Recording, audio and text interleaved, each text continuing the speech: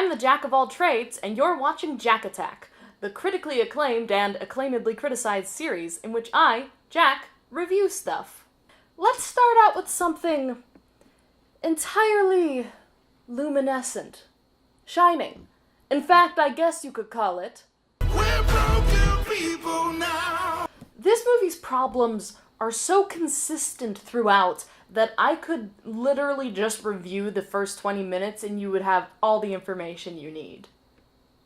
In fact, we're broken people now. This Netflix original is one of the company's first forays into high-budget films with high-budget actors, and has seen some success in terms of number of views, if not in terms of critical reception, and was directed by the director of Suicide Squad.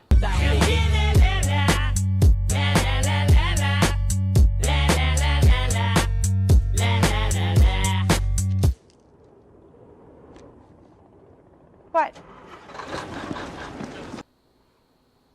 So you know it's gonna be good. So, first 20 minutes, let's go. The red flags start right away, as we see the production company is called Trigger Warning Entertainment, which is what a 12-year-old edgelord puts before a poorly edited video of him and his friends making racist jokes. Then we gotta set the tone and quality of the world building, and everyone knows the best way to do that is starting with a quote from a prophecy that explains a basic building block of the world. And not just any prophecy, the Great Prophecy, which seems like a placeholder for a better name that somebody forgot to go back and replace. Basically, it seems like they didn't know how to explain this concept, so they clumsily shoved it into a title card at the beginning of the movie. This is like if Harry Potter started with, "The wizarding world and the non-magic muggle world are separate, and muggles don't know that wizards exist. The important prophecy." And what do you mean 7:15? Is that like book 7, chapter 15? How long is this fucking prophecy? Move forward and we get the only world building in the entire film. It's almost promising at first, despite the very, very subtle choice of music. We're broken people now. In fact, we can see this movie is choosing to shoulder a lot of very heavy and complex themes. Graffiti mirroring the police violence against people of color, despite much of it being very on the nose, tells us as an audience that this film has something to say about that brutality, and about the nature of racism, which, despite a shaky opening, this film still has a chance to convey. So, do they handle these very real and very loaded themes with the radical empathy, complexity, and intelligence that they and the people they implicate deserve?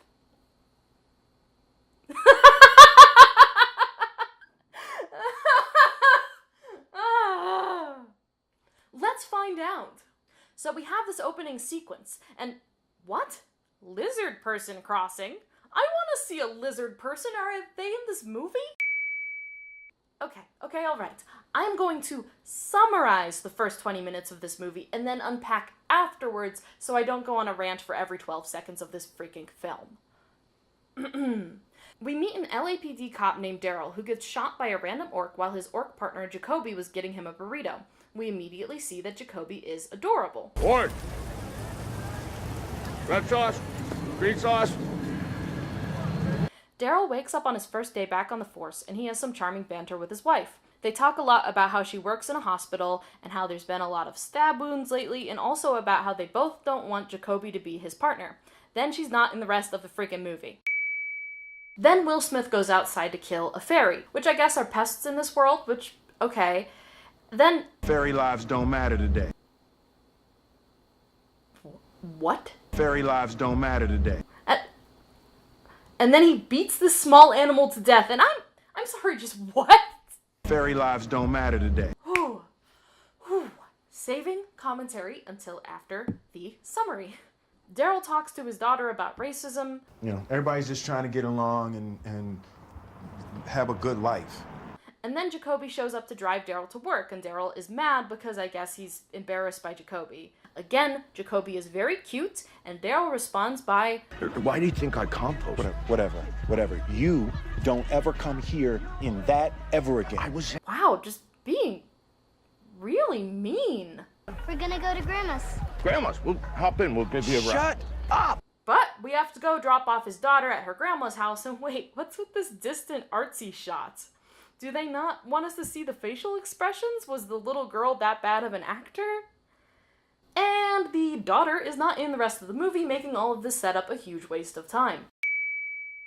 Then Jacoby tells Will Smith that he is lacking in physical love, which contradicts everything we've seen up to this point because it's from an older version of the script where Daryl was divorced, but they forgot to cut the dialogue related to that. What was the budget for this film? Also, we throw in a little no homo for good measure. I'm straight. I don't need no physical love. Trust me, I'm good. Man, all of that is super awkward and out of place, but then wait! Show me another human face. What's another one we made? For a moment, is that... What's that face? It's a human doesn't get any more pancakes. chemistry? We do like our pancakes. I got a lot That's of real. them. You got a lot of them? A lot of them. Oh, this is kind of cute. Oh, they're like buddies. It's a buddy cop movie. Show me the face a orc makes when he just shut the fuck up and don't say shit and just drive to work. Yeah, that's it. That's it. Oh, you got that one. Jesus! Are you gonna cut off all the chemistry in this film by being a mean dick to Jacoby every time?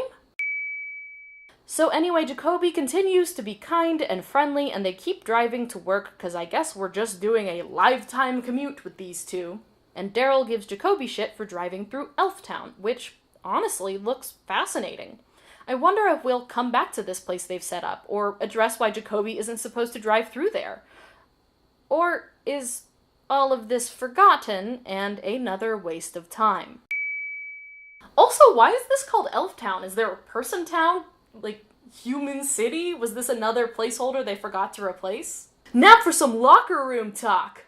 Yeah, so Ward, what kind of partner is Jacoby? Is he your dance partner? Your sexual partner? Because he fucking sucks at catching bad guys. Killer dialogue, bro. And what happens if they hire more of them? Man, you know what they say. Once with the Dark Lord, always with the Dark Lord. They chose evil. What? Here's the fucking deal, man. You keep Jacoby the fuck away from me, okay? I'll drop an orc. I don't give a fuck. My ancestors killed them by the fucking thousands in Russia. Wow, that's a lot of exposition to just say out loud about events that happened 2,000 years ago in casual conversation. That's good. That's fucking good. Noted. Meanwhile, that orc fuck is still out. Oh, Jesus, Jacoby could hear all of this?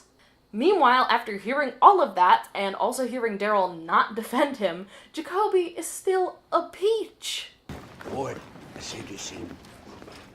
More people are racist at Jacoby. Tonight's the trifecta. Is that your cousin? Full moon, Friday night, summer heat. I don't want to see you here unless there's bad guys under the desks. Remarried. Oh my god, he checks under the desk! He's so cute! The cops are all given assignments, and Will Smith tries to convince the officer in charge to not assign him to Jacoby. Margaret Cho, I'm so sorry you're in this movie, and I hope you got paid a lot for it. There's this shot.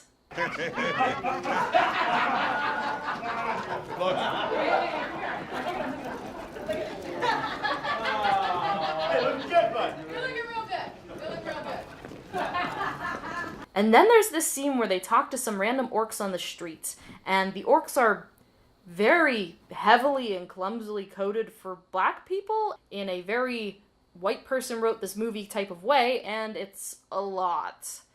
Then there's this scene. Get him the fuck on the car!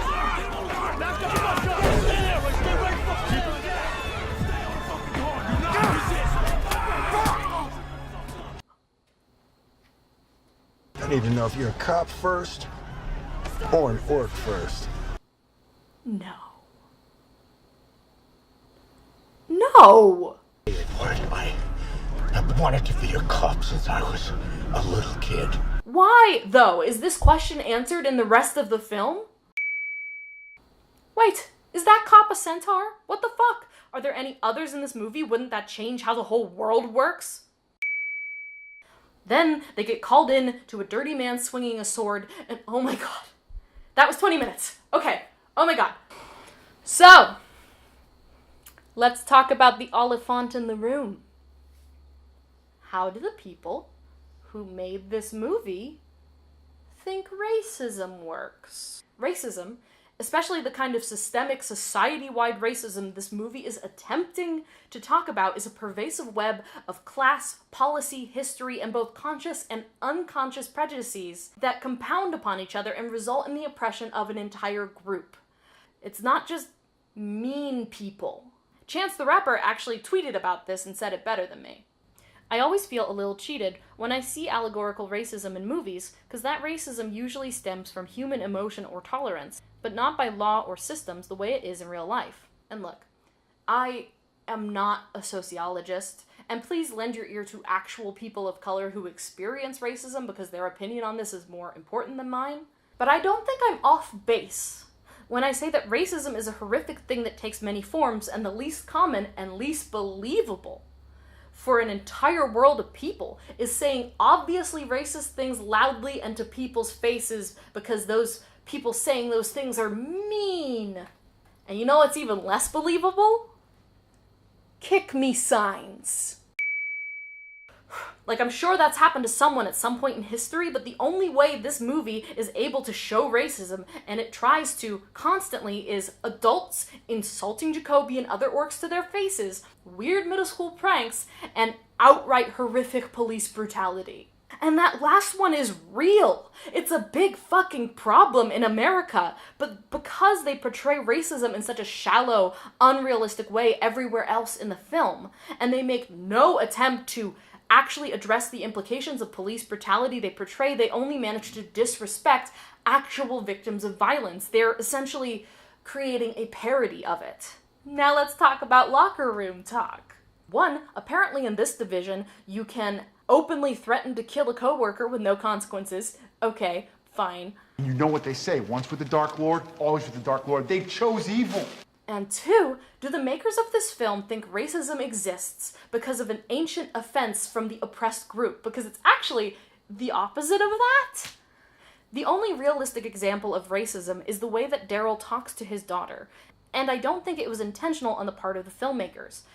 This is actually how racists talk to their kids about racism.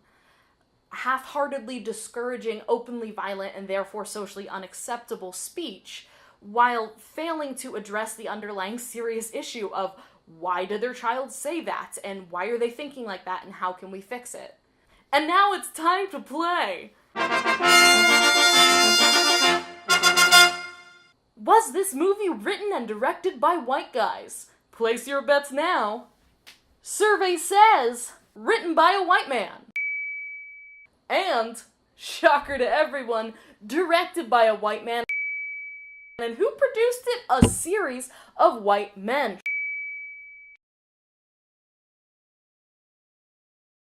Shock, awe, I know.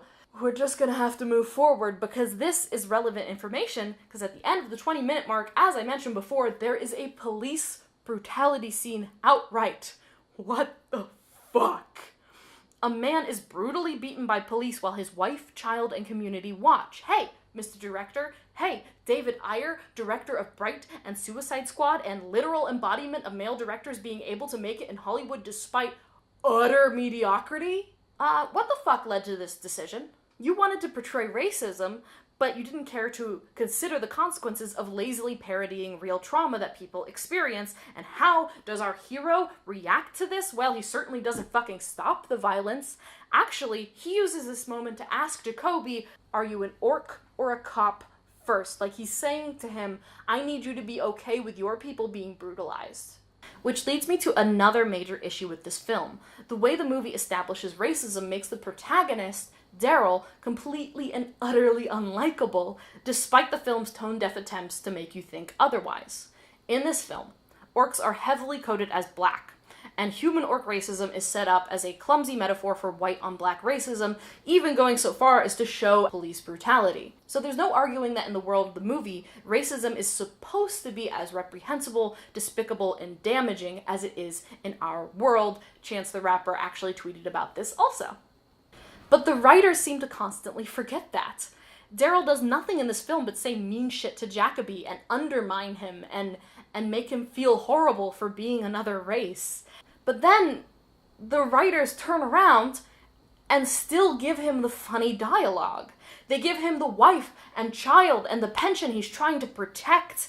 They make him, spoiler alert, Daryl is the bright, the chosen one, who's magical and a superpower and can wield a magic wand. It's not Jacoby, it is Daryl. He is inarguably not just the protagonist of the movie, but we as an audience are clearly told that he is the hero, and we're supposed to care about him. For a little while, Will Smith's pure charm almost makes you forget what a huge asshole he's playing, but even that eventually runs out, and you're left with this film saying, racism is horrific and bad. This man is a racist. Root for him. Meanwhile, Jacoby is characterized as adorable and ultimately ends up being the only truly likable character in the whole movie. Played by a white guy despite orcs being heavily coded as black, but frankly, I don't even know what to do with that information, but it doesn't seem good. He is literally the only decent person in this film and the only realistically written character. It's like he's a sweet, adorable dork, and this makes Daryl look all the worse, and it would be one thing if Daryl was learning to grow and change and show genuine empathy towards other people throughout the film, but it's not. Will Smith's character does not stop being racist in this movie. If this movie was actually about white on black racism, which it is trying to be, that character wouldn't be the hero. Especially without a redemption arc, that character would die at the end of the movie, and the audience would feel great about it. And the rest of the film doesn't get better.